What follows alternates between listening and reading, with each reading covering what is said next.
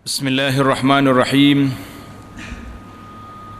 Alhamdulillahi rabbil alamin, wassalatu wassalamu ala rasulihil amin, nabiyyina Muhammad wa ala alihi wa sahbihi ajma'in. Allahumma 'allimna ma yanfa'una wa dhakkirna ma nasina wanfa'na bima 'allamtana wa zidna ilma wa la haula wa la quwwata illa billahil aliyil azim. Wa ba'd. Sambungan pelajaran kita dalam kitab Riyadhus Salihin. Riyadhus Salihin dalam Kitabul Jihad, kitab yang menyebut tentang kelebihan jihad. Sambungan pelajaran kita ini dalam hadis yang ke-1318. Hadis yang ke-1318. Wa an Samurah qala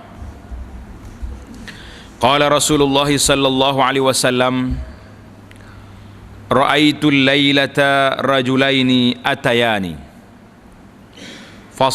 fasa'ida bis syajarah fa adkhalani daran hiya ahsan wa afdal lam ara qattu ahsana minha qala amma hadhihi dar fa darus syuhada. Rawahul Bukhari.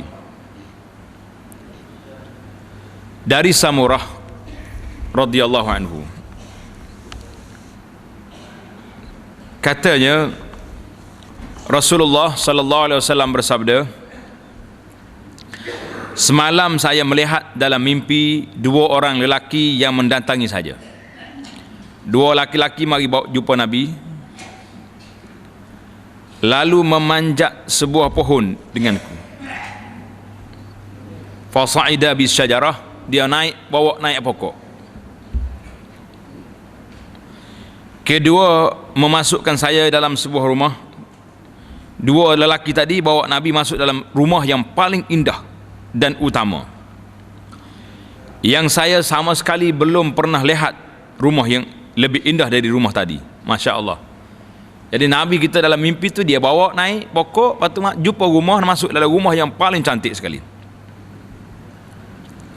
Keduanya memberitahu kepada Nabi sallallahu alaihi wasallam, adapun rumah ini adalah rumahan orang-orang yang mati syahid. Allahu akbar. Hadhihi dar darus syuhada. Rumah orang mati syahid, mahliga dia, banglo dia telah siap. Nabi kata, lam ara qattu ahsana min. Tak pernah aku tengok rumah yang lebih cantik daripada tu. Allah dah sedia kepada orang yang mati syahid. Karena itulah sangat rugi kalau kita ni mati biasa. Apalagi dalam istilah orang Melayu ni, mati katak dia panggil. Tidak mati katak.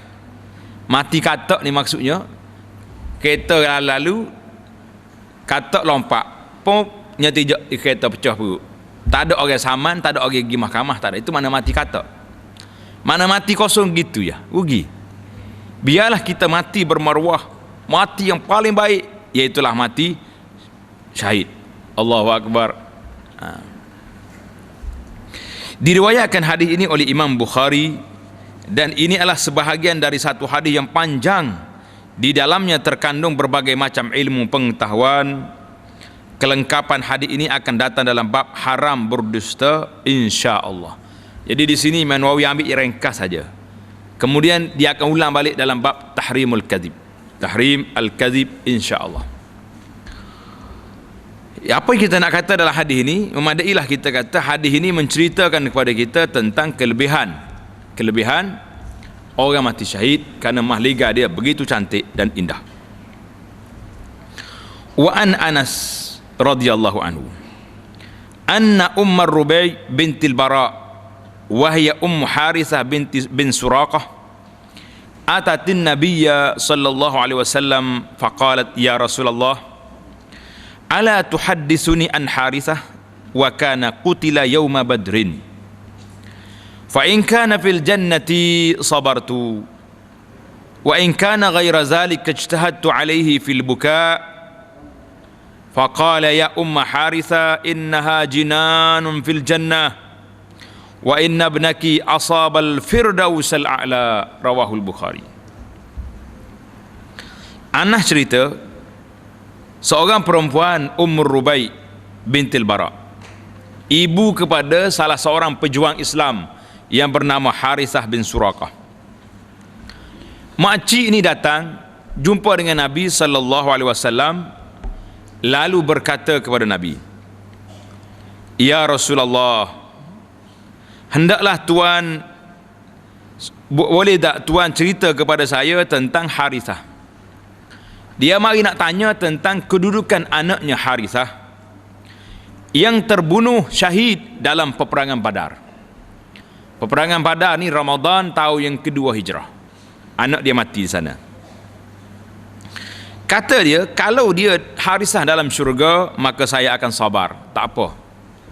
Kalau anak saya duduk dalam syurga, saya sabarlah menanggung perpisahan ini. Tetapi jikalau dia di tempat lain tak masuk syurga, maka saya akan benar-benar meratapinya. Aku akan menangis sekuat-kuatnya kalau Harithah ni tidak masuk syurga. Apa Nabi jawab? Lalu Nabi SAW bersabda, "Wahai Ummu Harithah, sesungguhnya ada beberapa taman dalam syurga itu, dan sungguhnya anakmu telah memperoleh syurga Al-Firdaus yang tertinggi." Allahu Akbar. Hadis ini riwayat Bukhari. Jadi Nabi kita beri jaminan, cerita kepada makcik ni bahawa anak dia telah duduk dalam syurga Firdaus yang tinggi, Al-A'la. Jadi syurga itu ada beberapa darajat, dan yang tertingginya Al-Firdaus sebagaimana disebut dalam hadis ini. Jadi hadis ini semuanya cerita kepada kita tentang kelebihan orang mati syahid, kelebihan para syuhada. Hadis yang seterusnya, wa an Jabir bin Abdullah radhiyallahu anhuma qala, ji'a bi abi ila nabiy sallallahu alaihi wasallam wa qad musila bihi fa wudi'a baina yadayhi. Allahu akbar. Fa dhahabtu akshifu an wajhihi fanahani qaumi. Faqala an-nabiy sallallahu alaihi wasallam, ma zalatil malaikatu tuzilluhu bi ajnihatiha, muttafaqun alaih. Artinya, Jabir bin Abdullah, dua-duanya sahabat. Jabir sahabat, ayah dia Abdullah bin Haram. Tanda situ Abdullah bin Haram. Abdullah bin Haram ini tua dah dia, tak apa larat dah. Tapi dalam hari peperangan Uhud, anak-anak dia larang daripada ayah dia ni pergi berperang. Tak sogilah ya, ayah dah tak larat, jangan pergi. Dia kata aku nak pergi. Nak pergi sebab dia nak mati syahid. Subhanallah. Jadi pada hari peperangan Uhud, ayahnya dapat cita-cita dia mati syahid. Mati sungguh. Dan ayahku telah dirosakkan tubuhnya. Mustilah ni mana dia telah dipotong, dikelar dia punya tubuh dia. Mungkin cabut telinga. Kafir cincang mayat dia. Itu makna mustilah. Racun tubuh dia. Kemudian diletakkan di hadapan Rasulullah sallallahu alaihi wasallam mayat ayah dia tadi. Saya nak buka, nak tengok muka bapa. Nak angkat, nak buka kain nak tengok ayah dia. Tetapi orang ramai melarang saya. Orang ramai kata, jangan Jabir, jangan buka. Kalau buka mungkin terkejut. Sebab hancur dah. Ayah dia telah dipotong. Untuk menenangkan keadaan, selanjutnya Nabi sallallahu alaihi wasallam bersabda, ma zalatil malaikatu tuzilluhu bi ajnihatiha. Nabi kata, hei Jabir, para malaikat tidak henti-henti menaunginya dengan sayap-sayapnya. Subhanallah. Malaikat mari duk buka sayap dia, duk tudung mayat Jabir Abdullah bin Haram. Itu kelebihan orang mati syahid. Hadis ini muttafaqun alaih dalam Bukhari dan Muslim. Dalam hadis lain pula, wa an Sahl bin Hunayf radhiyallahu anhu, anna Rasulullah sallallahu alaihi wasallam qala. Dengar baik-baik hadis ni. Hadis ni hadis kita boleh. Man sa'ala Allah ta'ala syahadata bisidqin ballaghahu Allah manazil asy-syuhada wa imma ta'ala firashihi, rawahu Muslim. Dari Sahal bin Hunayf, Nabi SAW bersabda, sesiapa yang memohon kepada Allah nak mati syahid, muslimin dan muslimat ni, muslimin lah khususnya ni, nak kita minta doa dengan Allah Ta'ala bisidqin, dengan ikhlas, nak mati syahid. Ya Allah, aku nak mati syahid. Berani doa? Kau tak berani?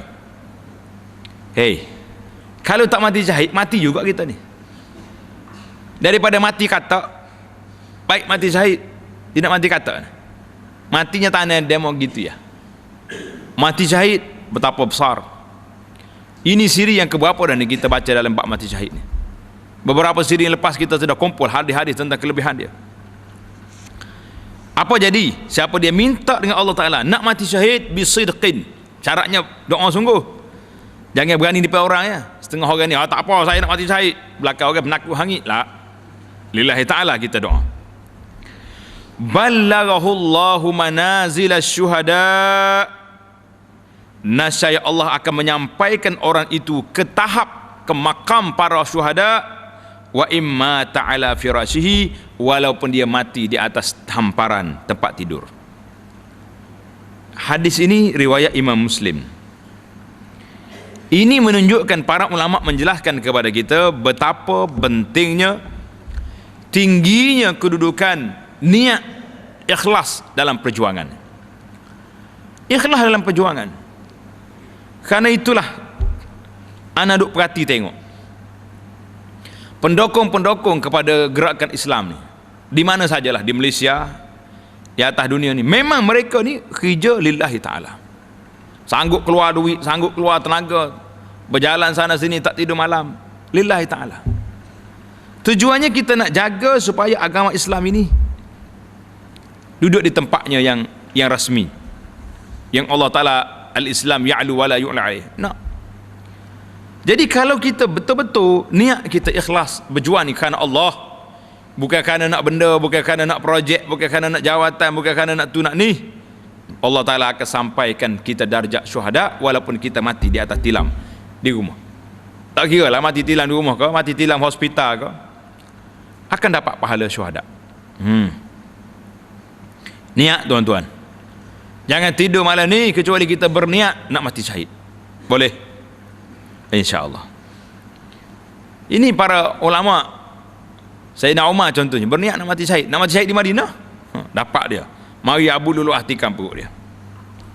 Wa an Anas radhiyallahu anhu qala sallallahu alaihi wasallam, man talaba syahadata sadiqan u'tiyaha walau lam tusibhu, rawahu Muslim. Dari Anas katanya, sabda Nabi sallallahu alaihi wasallam, siapa yang menuntut minta syahadah, nak mati syahid,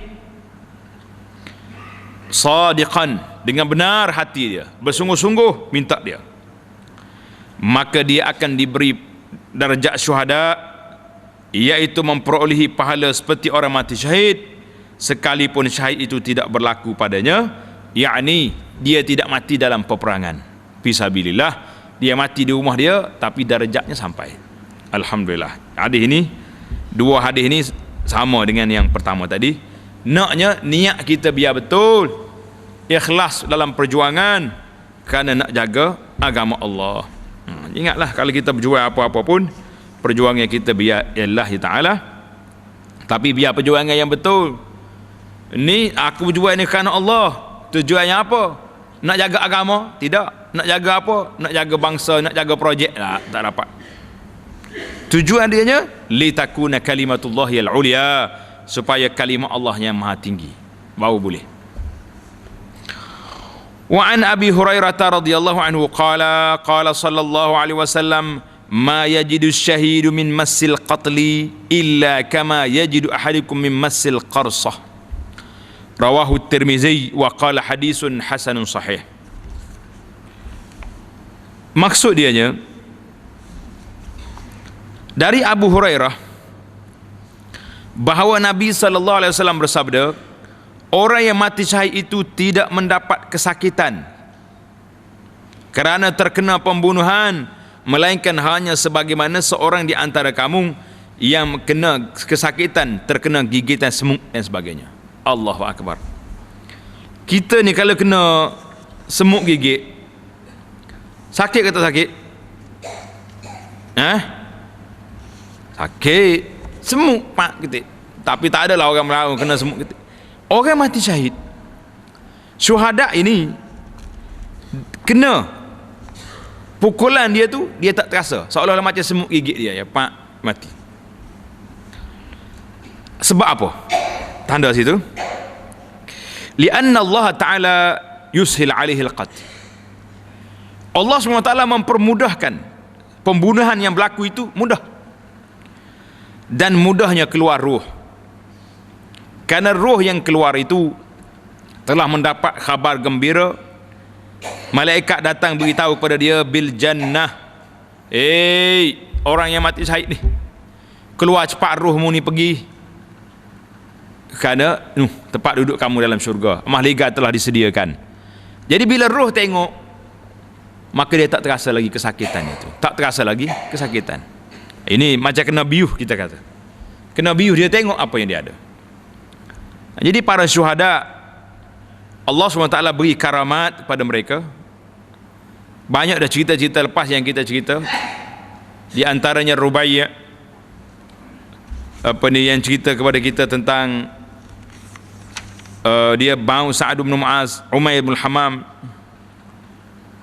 dan beberapa orang lagi, Anas ibn Nadar, Sa'ad bin Rabi', kan? Di beberapa riwayat ini menceritakan kepada kita bahawa inni la ajidu rihal jannah, aku dah bau syurga dekat Bukit Uhud. Jadi orang yang bau syurga, waktu nak mati dia tak terasa lagi sakit. Ni Nabi kata apa ni? Kama yajidu ahadukum min masil qarsah, macam seorang itu kena gigit ke semutnya, semut gigit, apa sakit? Terasa juga sikit, tapi macam tu je. Jadi siapa dia nak sakit, nak mati tak sakit, mari kita mati syahid. Allahu Akbar. Mati tak sakit, orang mati syahid ni tidak terasa kesakitan. Wa an Abdullah bin Abi Aufa radhiyallahu anhuma anna Rasulullah sallallahu alaihi wasallam fi ba'd ayyamihi allati luqiya fiha al-adu intazara hatta malat asy-syams, thumma qama fi an-nas faqala ayyuhan nas la tatamannaw liqa' al-adu wa sallallahu al-afiyah wa idza laqitumuhum fasbiru wa'lamu anna al-jannata tahta zilali suyuf, thumma qala Allahumma munzilal kitab wa mujriyas sahab wa hazimal ahzab ihzimhum mansurna alaihim. Muttafaqun alaih. Abdullah bin Abi Aufa cerita kepada kita bahawa Nabi sallallahu alaihi wasallam ketika berkhutbah menyampaikan nasihat peringatan kepada kaumnya, Nabi kata apa? Dalam salah satu dari hari-hari di waktu Nabi laqiyal adu, bertemu dengan musuh, berdepan dengan musuh. Bila nak perang, Rasulullah sallallahu alaihi wasallam menantikan sehingga matahari condong, hampir terbenam. Condong, malatis syams. Mana matahari tu dah gelap sikit dah. Kemudian lalu Rasulullah berdiri di hadapan orang ramai dan bersabda, ayyuhan nas, wahai manusia, la tatamannau liqa'al adu, janganlah kamu semua mengharap-harapkan bertemu dengan musuh. Jangan ada berharap temu musuh ni, sebab kalau temu dengan musuh, kalau tak mati dia, mati kita, dua tu je. Wasallallahu al-afiyah, mohonlah kepada Allah Ta'ala akan keselamatan, minta selamat sejahtera kamu. Jangan ada tunjuk berani, jangan. Sebab masalah mati ni, siapa salah satu daripada dia, kalau tidak dia, kita mati. Jadi Nabi kita ajar kepada dia supaya jangan minta jumpa musuh. Tetapi, ini ada tetapi. Fa idza laqitumuhum fasbiru, dan jika kamu menemui musuh, berhadapan dengan musuh, jangan lari, sabar. Ketahuilah bahawasanya syurga itu di bawah naungan pedang.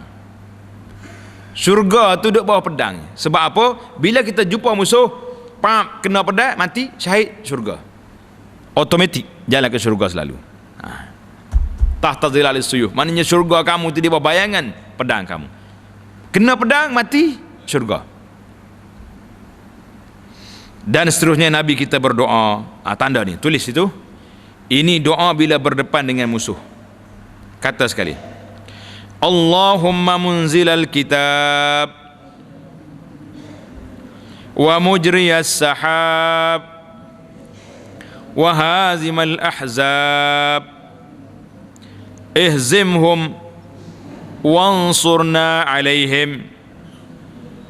Jadi bila berdepan dengan musuh, kita baca doa ni. Ya Allah, Tuhan yang menurunkan kitab Al-Quran, yang menjalankan awan, yang menghancur leburkan gabungan pasukan musuh tentera Ahzab, hancur leburkanlah mereka dan berilah kita semua kemenangan ke atas mereka. Nabi kita ajab doa. Ini kena baca doa ni. Hadis ini muttafaqun alaih, diriwayat oleh Bukhari dan Muslim. Ini doa ketika berdepan dengan musuh. Itu di antara doa yang Nabi kita ajar. Wa an Sahli bin Sa'din qala Rasulullah sallallahu alaihi wasallam sintan la turaddan aw qallama turaddan ad-du'a'u 'inda an-nida' wa 'inda al-ba's hina yulhimu ba'duhum ba'da. Rawahu Abu Dawud bi isnadin sahih. Sahal bin Sa'ad kata Rasulullah sallallahu alaihi wasallam bersabda, dua jenis doa yang tidak akan ditolak atau sedikit sekali tertolaknya doa itu. Dua jenis doa ini tidak ditolak ataupun jarang ditolak. Tanda itu. Yang pertama, doa ketika ada panggilan salat, doa selepas azan.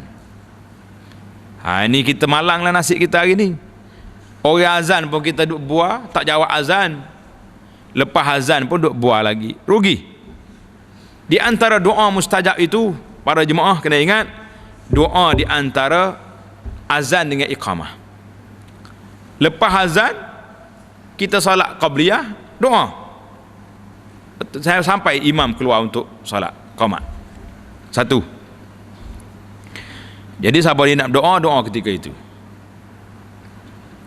Dan dan doa ketika dalam peperangan, ketika bergelut dengan musuh fi sabilillah.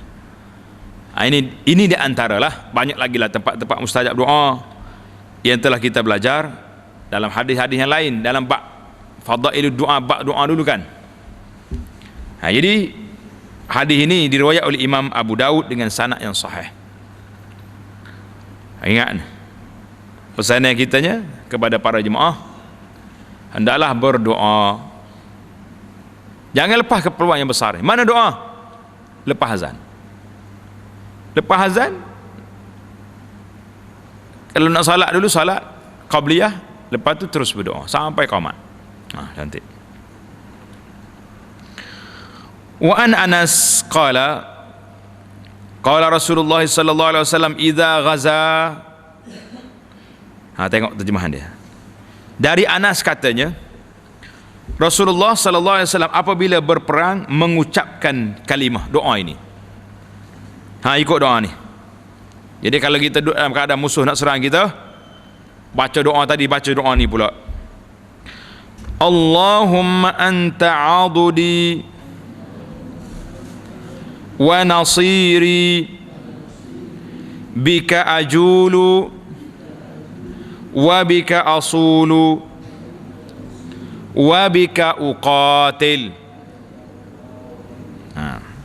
Tanda itu doa. Rawahu Abu Daud At-Tirmizi. Arti dianya, Nabi kita bila dia berperang, dia baca doa ni. Ya Allah, engkau adalah pembantu serta penolongku. Siapa dia lagi nak tolong kita? Allah Ta'ala yang tolong. Suruh orang lain lari. Bika ajul, denganmu saya bertempur. Wa bika asul, dan denganmu juga saya menghubungkan diri. Wa bika uqatil, dan denganmu juga, dengan pertolonganmu saya berperang. Kita minta kuasa Allah. Hadis ini riwayat oleh Imam Abu Daud dan Imam At-Tirmizi, dan Tirmizi mengatakan ianya hadisun hasan. Hadis hasan.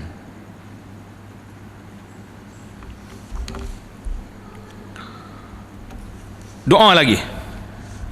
Jadi ini pelajaran kita, ini pelajaran doa. Kena tulis itu. Kelebihan mati syahid, dia punya tajuk dia kelebihan mati syahid dan doa dalam peperangan. Wa an Abi Musa anna an-nabiy sallallahu alaihi wasallam kana idza khafa qauman qala. Tengok sini. Dari Abi Musa al-Ash'ari radhiyallahu anhu, bahawa Nabi sallallahu alaihi wasallam apabila takut pada satu kaum atau golongan, bila berdepan dengan musuh, Nabi kita rasa takut, maka dia akan baca doa ini. Ikut. Allahumma inna naj'aluka fi nuhurihim wa na'udzu bika min syururihim. Kata lagi. Allahumma inna naj'aluka fi nuhurihim wa na'udzu bika min syururihim. Maksudnya, ya Allah, sesungguhnya kami menjadikan Engkau, yakni menjadikan perlindungan dan penjagaanmu dalam leher-leher mereka. Kita letak jaga, Allah Ta'ala jaga, kita nak letak di leher mereka ni, sehingga mereka tidak mampu memperdayakan kita, dan kita memohon perlindungan kepadamu dari kejahatan-kejahatan mereka. Ingat doa ni cantik. Bukan nanti peperangannya. Kalau orang nak khianat kepada kita, baca Allahumma inna naj'aluka fi nuhurihim wa na'udzubika min syururihim. Ni doa pagar diri dia panggil ni. Doa apa ni? Doa pagar tubuh kita ni, supaya orang tak kacau, dengan kuasa Allah Azza wa Jalla. Hadis ini riwayat Abu Daud dengan sanad yang sahih. Allahu Akbar. Besar ke tidak kelebihan? Mana tak besarnya. Cuma kita tak apa ingat kan. Ingat tak ingat apa, kena ingat. Dalam kitab kita dulu, setelah kita baca doa-doa ini, ada dalam kitab kita perisai Muslim. Doa ini ada dalam kitab kita perisai Muslim. Jangan terlupa. Masalah kita ni mudah lupa kan. Hadis yang seterusnya, wa ani bin Umar radhiyallahu anhuma anna Rasulullah sallallahu alaihi wasallam qala al khailu ma'qudun fi nawasiha al khair ila yaumil qiyamah, muttafaqun alaih. Dari Ibnu Umar bahawa Nabi sallallahu alaihi wasallam bersabda, kuda itu diikat pada ubun-ubunnya sebagai isyarat betapa utamanya maju dalam pertempuran dengan menaiki kuda itu. Kebaikan itu tetap ada sampai pada hari kiamat. Jadi hadis ini pula cerita kepada kita tentang nak suruh kita jaga kita punya kuda, kenderaan pada waktu itulah. Waktu dulu orang naik kuda. Waktu hari ini kuda dah tak jadi satu kenderaan, jadi satu sukan saja. Wa an Urwah al-Bariqi radhiyallahu anhu anna an-nabiy sallallahu alaihi wasallam qala al-khairu ma'qudun fi nawasiha al-khairu ila yaumil qiyamah al-ajru wal maghnam, muttafaqun alaih. Urwah al-Bariqi kata, Nabi kita sallallahu alaihi wasallam bersabda, kuda itu diikat pada ubun-ubunnya. Lihat hadis sebelum ini.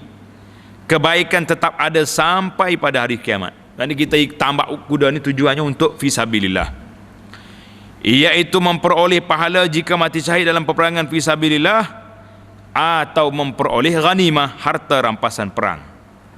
Kuda tak ada pahala dosa, tapi tuan yang jaga dia itulah boleh pahala. Muttafaqun alaih. Wa an Abi Hurairah radhiyallahu anhu qala qala Rasulullah sallallahu alaihi wasallam man ihtabasa farasan fi sabilillah imanan billah wa tasdiqan biwa'dihi fa inna shib'ahu wa rayyahu wa rawsahu wa baulahu fi mizanihi yaumal qiyamah. Rawahul Bukhari. Dari Abu Hurairah radhiyallahu anhu katanya, Nabi kita bersabda, sesiapa yang menahan, memiliki serta merawat seekor kuda, kita jaga kuda, kita rawat dia, kita jaga makan dia, kita cukup.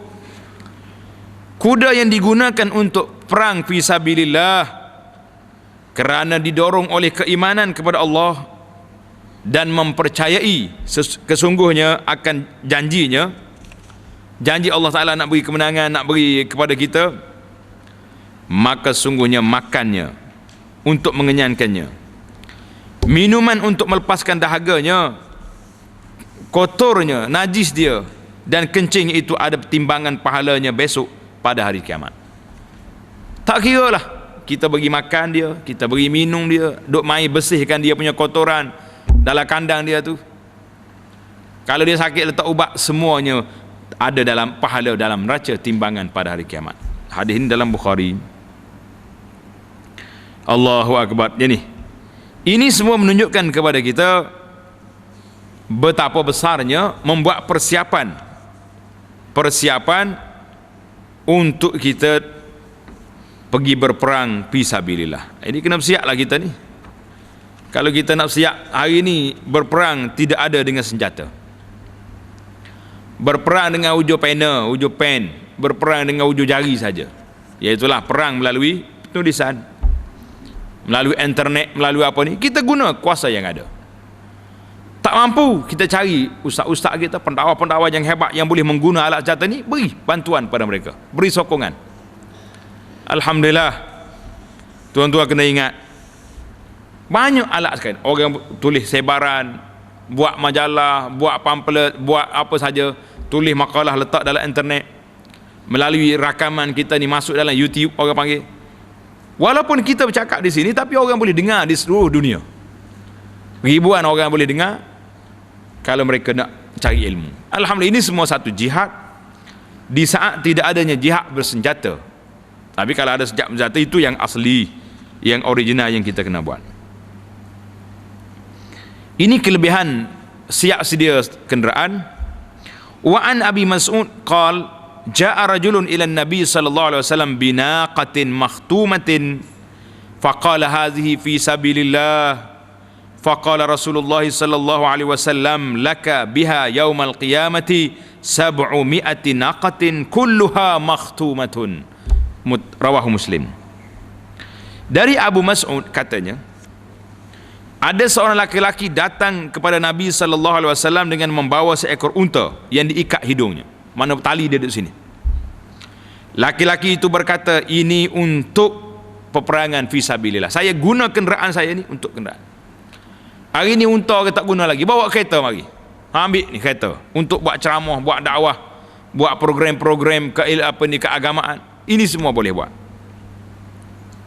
Kemudian Rasulullah sallallahu alaihi wasallam bersabda, Nabi kata kepada orang yang bawa unta tadi, engkau akan memperolehi pada hari kiamat kelak sebanyak 700 ekor unta yang semuanya juga diikatkan hidungnya seperti ini. Allahu Akbar. Seekor unta diganda 700. Betapa besarnya kelebihan jihad fi sabilillah. InsyaAllah kita akan sambung lagi dalam hadis yang berikutnya, iaitulah hadis 1332 tentang kelebihan menyediakan alat senjata pula. Tadi kita sudah sedia kenderaan, kita akan sambung dalam siri yang akan datang. Subhanakallahumma bihamdika asyhadu an la ilaha illa anta astaghfiruka wa atubu ilaik. Wa sallallahu ala nabiyyina Muhammadin wa ala alihi wa sahbihi ajma'in walhamdulillahi rabbil alamin.